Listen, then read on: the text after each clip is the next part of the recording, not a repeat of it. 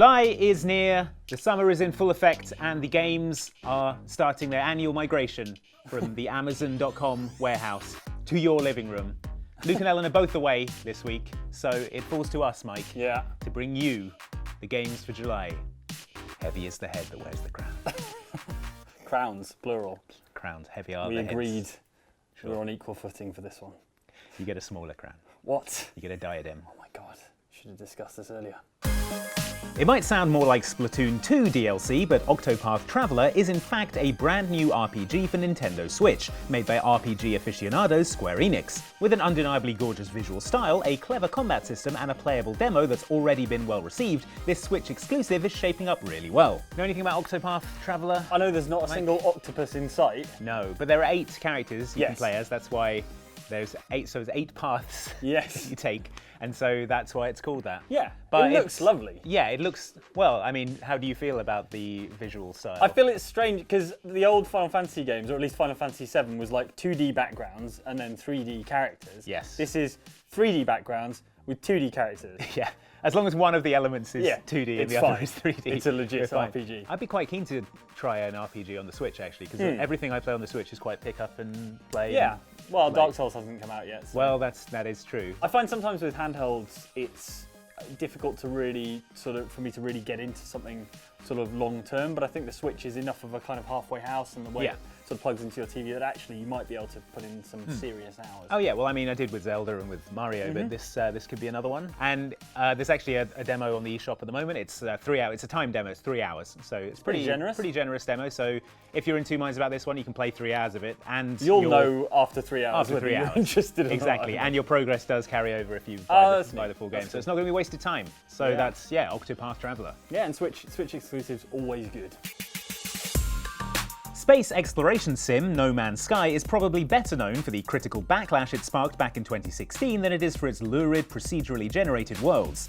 Years later, and after several major updates, the game finally makes it to the Xbox, where its makers will surely be hoping new players come to the game with open minds. So, Mike, No Man's Sky. Yes. Is it good now? I don't know. I think it probably is good now. I think it's much closer to what was promised initially. Yeah, because that was the problem, wasn't it? Yeah, I think a lot of people got upset when a lot of the features that were promised weren't there. But to their credit, they've continued working on the game, improving it, and they've added base building and things like that. And this No Man's Sky Next, which is the name of this sort of big update, is finally adding multiplayer, which is the thing that everyone got particularly annoyed about. You could both park in the same star system and not see each other. So. I liked that excuse. It's like, oh, the universe is infinite, so you'll never find anyone. Maybe Xbox fans will be a bit less angry about it and happy to give it a shot. Yeah, so it's going to go from like solitary and mysterious to maybe sort of fun and engaging. Yeah.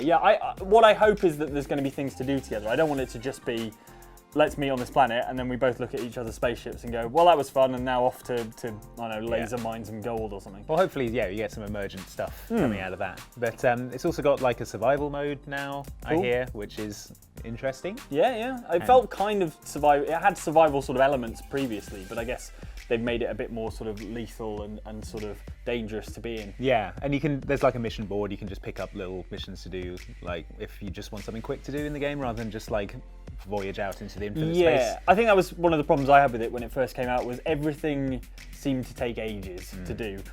Whereas what you want to be, if you want to be a sort of dashing space pirate or something, is you want to run in and start blowing things up. Sounds good. So hopefully there's some blowing up. The only thing is that I suppose by now, probably, everyone's already gone in and given all the planets rude names, and that was one of my favourite things to do at the start. Okay, well, it is an infinite universe, Mike, so... Yeah. Last summer's Sonic Mania turned out to be the best Sonic game in years, bringing the Speedy Hedgehog back to his 2D roots in a way that, crucially, was not rubbish. The Plus version adds another layer of polish with 2 new playable characters in the form of Mighty the Armadillo and Ray the Flying Squirrel, a new Encore mode which will likely change levels to make them more fun to replay, and ghost challenges to time trials. If you've already got Sonic Mania, you can download this add-on as DLC for £4. Woo, Mighty the Armadillo and Ray the... Who's naming these flying animals? Squirrel? Ray the Flying Squirrel. No one's super excited about Mighty the Armadillo or Ray the Flying Squirrel, but more Sonic Mania is good. Always Sonic good. Mania was excellent. I really like it, and it's unbelievably long. You know how old Sonic games used to have like 6 levels? Yeah, and be super This short. has got like 300 levels. Jeez. And the music is really good, and it's got cool like gameplay things, like you can get fired into the background of a level and be on like the parallax scrolling, doing platforming back there and stuff. Yeah, so it's really good, fun, innovative. Oh, there's a boss fight where you and Robotnik play Mean Bean Machine against each other. It's great. Yeah, it sounds very sort of playful and kind of almost like it's remixing old school Sonic. Yeah. Do you know what I mean? Well, yeah, and it sounds like this DLC is going to remix this remix. Yeah. So changing levels up so they're different. So it's going to be even more replayable than it is in the moment. It's already pretty damn replayable. So yeah, if you don't have Sonic Mania, you should check it out. And if you do have it, this sounds like a pretty good way to update it. White gloves on, everybody, because the Mega Man X games are getting the archive treatment with 2 collections out this month. Collection 1 gets you the Mega Man X games 1 through 4, with games 5 to 8 housed in Collection 2. Treats include graphical improvements and an HD filter for the older games, plus extensive libraries where you can pore through music and artwork from the series history. So the Mega Man X series, yes, Mike, is not the same as the Mega Man series. Right. It was the sort of darker, edgier Mega Man games that started in the 90s. So when like everything got darker and edgier. 1993, they were like, this square, I mean, he was literally square. He was, his head was almost entirely square. Yeah, but they're like, he's a real square, let's update it, let's make him climb walls and things like that. My understanding is that Mega Man X is one of the best platformers on the SNES. Like, yeah. Apparently it's brilliant. They made a bunch of these Mega Man X games, and that's what's being bundled here, but it seems a bit cheap to not just bundle them all in one thing. You've got to buy they are two... super old games. Yeah, I mean, they've been given an overhaul and they look nice and everything, but still old games. Just put them all in one collection. Yeah, guys. Capcom, what the hell? Like, why split them out? They were pretty generous with the Street Fighter collection, weren't they? Yeah, you get all of that, so what gives? It is kind of interesting though, like looking at the games as you go, and you can see the graphics getting better throughout each one. Start getting, those early days of polygons, when people were like, "Oh, I'm going to polygon everything," and the polygons of the future. Maybe just ease it on the polygons, guys.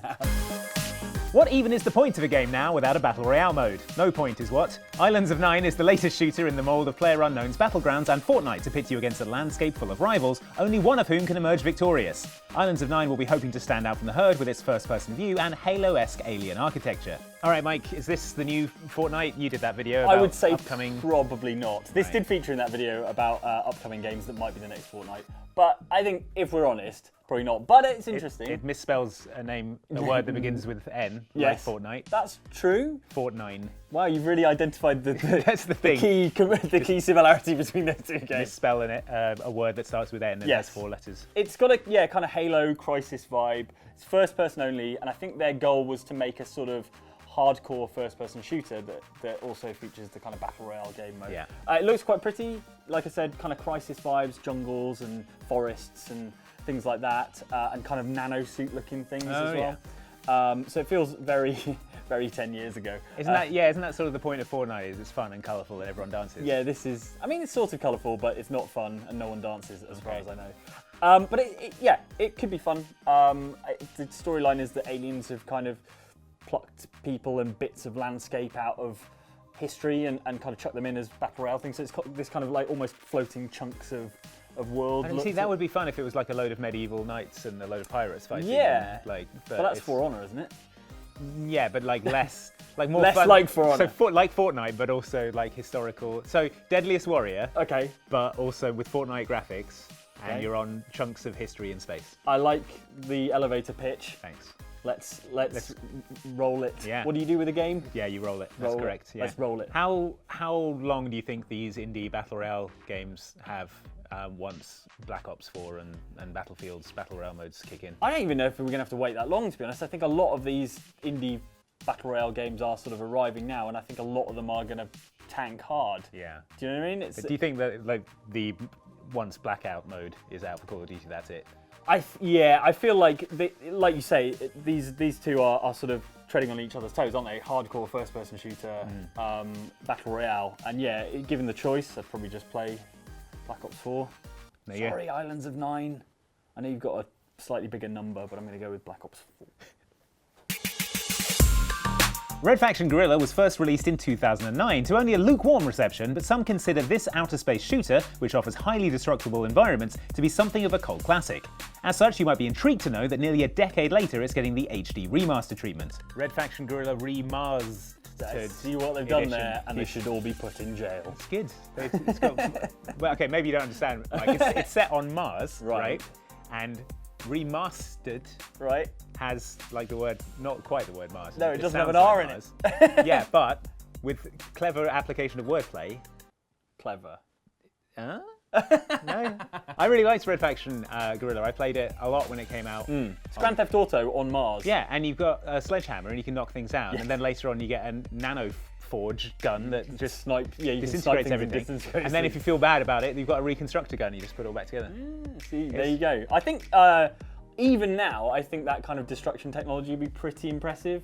Like, we're still waiting for Crackdown 3 to bring its supposedly brilliant destruction technology. Yeah. But this game from a decade ago was doing a really good job of it. It had really interesting, like, sort of deconstruction challenges where it would be like, here's a building and here's a load of, like, limpet mines. Yeah. You've got to use this limited amount of limpet mines to bring the entire building down. It's great. I used to like scouting buildings for a structural weakness and then just knocking it out with a sledgehammer and watching the whole thing collapse. Which It's like was those great. YouTube videos of those people who stand inside a house and like knock away a load-bearing member and the entire thing falls down on top of it. And they're just like Buster Keaton in the middle. Yeah, it's Volition, so the guys who made Saints Row, right? And I feel like Saints Row's kind of painted itself into a corner. It's gotten sillier and sillier and more extreme, and they don't really know where to go next. So why not just make Red Faction Guerrilla 2? Yeah. Which allows you to be a little less silly, but is also an amazing game and has awesome destruction tech. Get on it, Volition.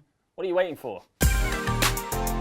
No calendar month is complete without a Wii U game getting another stab at success on the Switch. July's offering is Captain Toad Treasure Tracker, a charming puzzle exploration game inspired by Hakonowa, Japanese box gardens. Did you play Captain Toad Treasure Tracker? No, I didn't. So even Mike didn't play This Captain is just Toad. another reason why I'm just feeling bad about even having my Wii U still in my house. It's like they're just re-releasing all the good games on the Switch. On the Switch. I heard this was pretty good though. I also have not played it, but I really liked the setup of it. The isometric yeah, sort of exactly. puzzle game thing. Captain Toad, I have grown to like since playing Mario Odyssey because he's always lurking around the level somewhere being weird. And Right. he's quite fun, and he's got like a cute little music with like it goes. As a Switch owner, I will play everything on the Switch. So give me Captain Toad. It seems like a good game to play on the go as well, like because it's sort of bite-sized puzzles, which maybe weren't so great on a home console, but would be good on the go. Yep, fully on board with Captain Toad. And what's left on the Wii U that is unique to the Wii U? Is it Super Mario? I think if Super Mario 3D World gets released on the Switch, I'm just gonna ceremonially hurl my Wii U off the top of a building. You should. Nintendo Land, that was good. Yeah, it was good. Yeah, that would work on the Switch as well. Yeah. God damn it. You're a fool, Mike. Past you as an idiot for buying a Wii U. And present me. So out of all of those, Mike, I'm giving you one out of this mystery box. Out of this which are you gonna brace of new games, I'd like to play the one that's 10 years old, please. I'm going to play Red Faction Guerrilla. It's Red Faction again. Guerrilla for Mike. There you go. Thank you. Congratulations. I think I'm gonna get Captain Toad Treasure Tracker. Oh, okay. Yeah, I'm all up for more stuff on the Switch. It's brand new for you because you never bought a Wii U. Exactly, because I'm good. Not an idiot, as established earlier. Yeah, so those are the games for July. We hope you enjoyed. Do like and subscribe to Outside Xtra for a video like this every month, and we'll see you next time.